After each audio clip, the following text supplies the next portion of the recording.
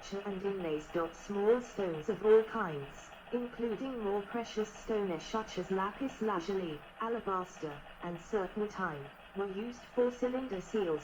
Some of the most famous masterpieces are the lyres of York, which are considered to be the world's oldest surviving stringed instruments. They have been discovered by Leonard Woolley when the Royal Cemetery of Fjord has been excavated from 1922 and 1934. Cylinder seal and impression in which appears a ritual scene before a temple. Faked, 3500-3100 BC. Bituminous limestone, height, 4.5 centimeters, Metropolitan Museum of Art, New York City. Cylinder seal and impression in which appears a ritual scene before a temple. Faked, 3500-3100 BC. Bituminous limestone, height, 4.5 centimeter, Metropolitan Museum of Art, New York City. Ramina thicket, 2600-2400 BC. Gold, copper, shell, lapis lazuli and limestone, height, 45.7 centimeters, from the Royal Cemetery at York, Decca Governorate, Iraq. British Museum, London. Ramina thicket, 2600-2400 BC. Gold, copper, shell, lapis lazuli and limestone, height 45.7 centimeter, from the Royal Cemetery at York, Decca Governorate, Iraq. British Museum, London. Standard of York, 2600-2400 BC. Shell, red limestone and lapis lazuli on wood, length 49.5 centimeters, from the Royal Cemetery at York, British Museum. Standard of York, 2600-2400 BC. Shell, red limestone and lapis lazuli on wood, length 49.5 centimeter, from the Royal Cemetery at York, British Museum. Bull's head ornament from a lyre, 2600-2350 BC. Bronze inlaid with shell and lapis lazuli, height 13.3 centimeters, width 10.5 centimeters, Metropolitan Museum of Art. Bull's head ornament from a lyre, 2600-2350 BC.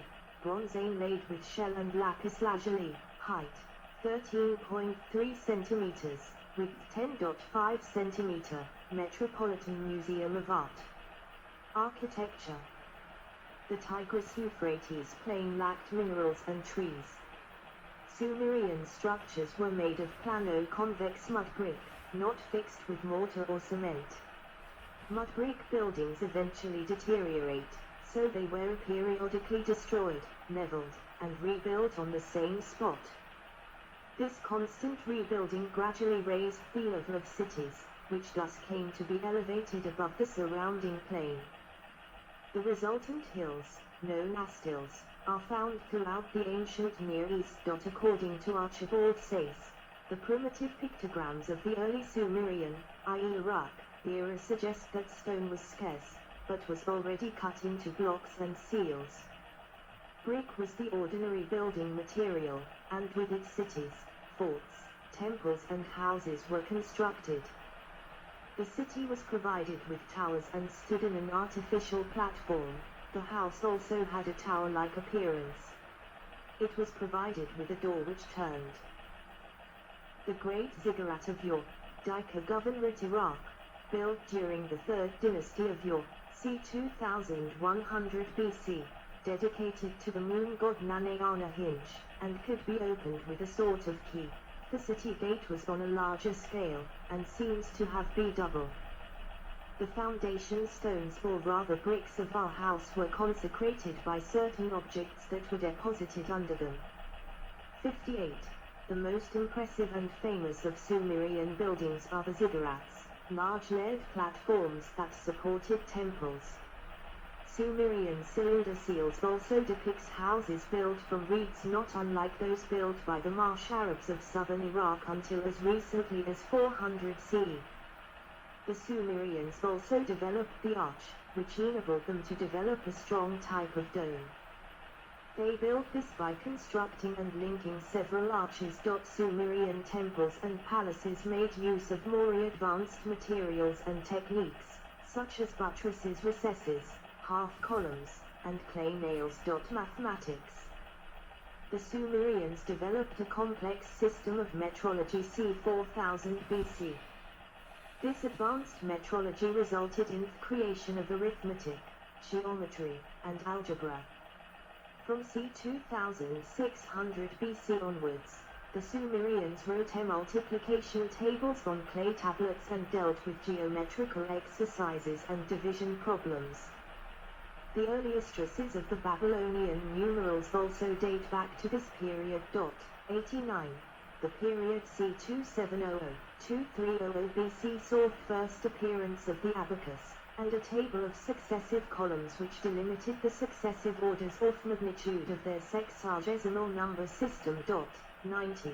The Sumerians were the first to use a place value numeral system. There is also anecdotal evidence the Sumerians may have used a type of slide rule in astronomical calculations. They were the first to find the area of a triangle and the volume of a cube. 91. Economy and trade.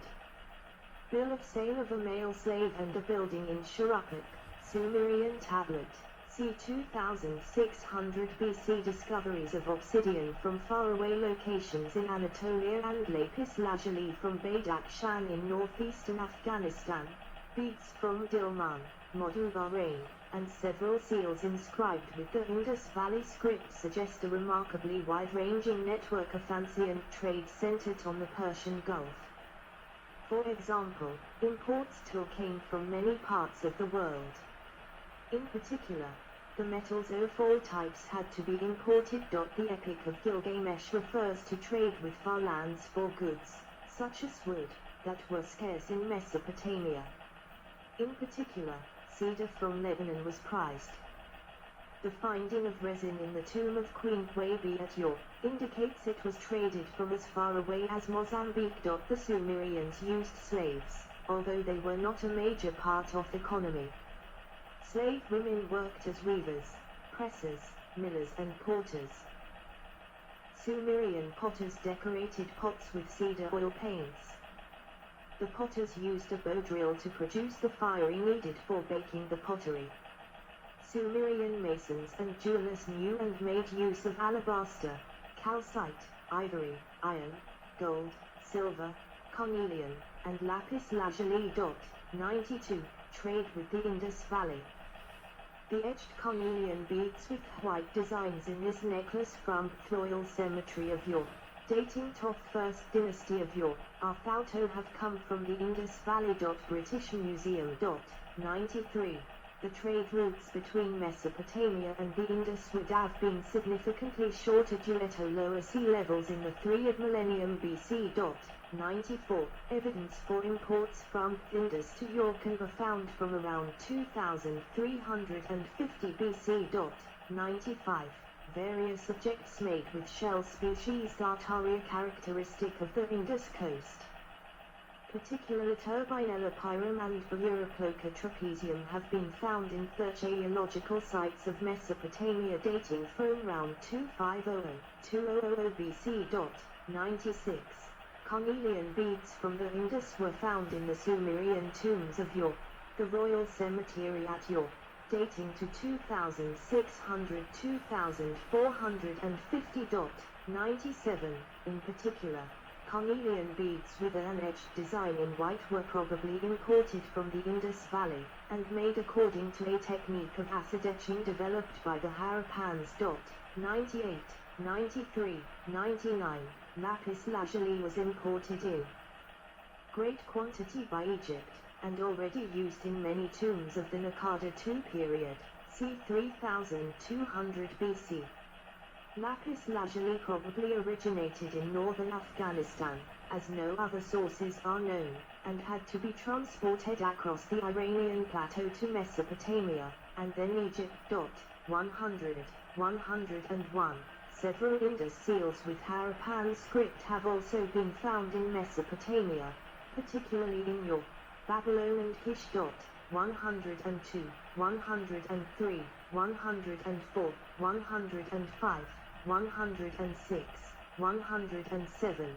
Gudi, the ruler of the Neo-Sumerian Empire at Lagash, is recorded as having imported translucent carnelian from Meluhha, generally thought to be the Indus Valley area. 97. Various inscriptions also mention the presence of Meluhha traders and interpreters in Mesopotamia. 97. About 20 seals have been found from the Akkadian and Ur 3 sites that have connections with Harappa and often use Harappan symbols for writing. 97. The Indus Valley civilization only flourished in its most developed form between 2400 and 1800 BC.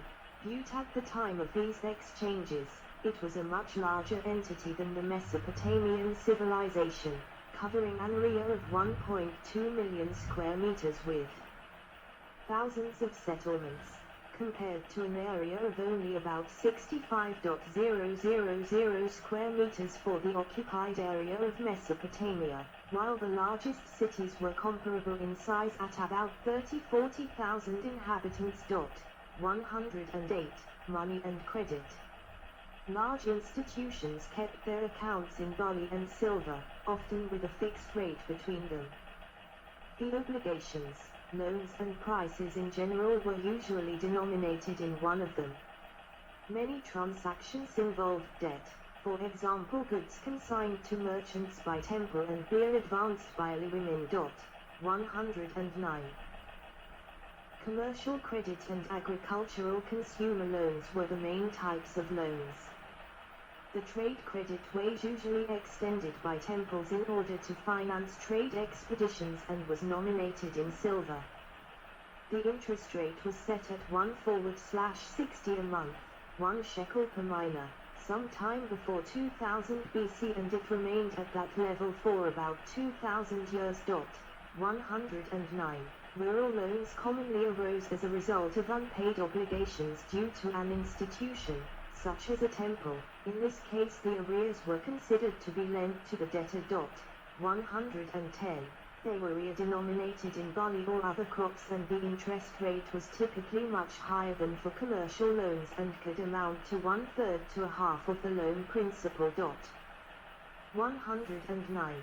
Periodically, rulers signed clean slate decrees that cancelled all the rural, but not commercial, debt and allowed bond servants to return to their homes. Customarily, rulers did it at the beginning of the first full year of their reign, but they could also be proclaimed at times of military conflict or crop failure. The first no-nuns were made by Enmitena and Urukagina of Lagash in 2400–2350 BC. According to Hudson, the purpose of these decrees was to prevent debts mounting to a degree that they threatened the fighting force, which could happen if peasants lost their subsistence land or became bond servants due to inability to repay the debt. 109. Military.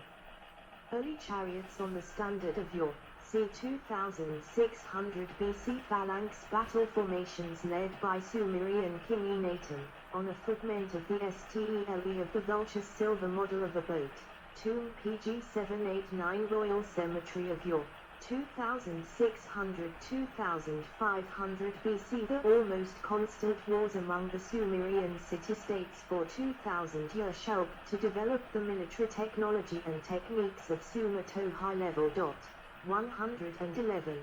The first war recorded in any detail was between Lagash and Umma in c. 2450 BC on asphalt called the stele of the Vultures. It shows the king of Lagash leading a Sumerian army consisting mostly of infantry. The infantry carried spears, wore copper helmets, and carried rectangular shields. The spearmen are shown arranged in what resembles the phalanx formation, which requires training and discipline. This implies that Sumerians may have used professional soldiers. 112. The Sumerian military used carts harnessed to onagers. These early chariots functioned less effectively in combat than did later designs, and some have suggested that these chariots served primarily as transports. though the crew carried battle axes and lances. The Sumerian chariot comprised a 4 or 2-wheeled device manned by a crew of 2 and harnessed to 4 onagers. The cart was composed of a woven basket and the wheels had a solid 3-piece design. Sumerian cities were surrounded by defensive walls. The Sumerians engaged in siege warfare between their cities, but the mud brick walls were able to deter some foes. Technology. Examples of Sumerian technology include the wheel, cuneiform script, arithmetic and geometry, irrigation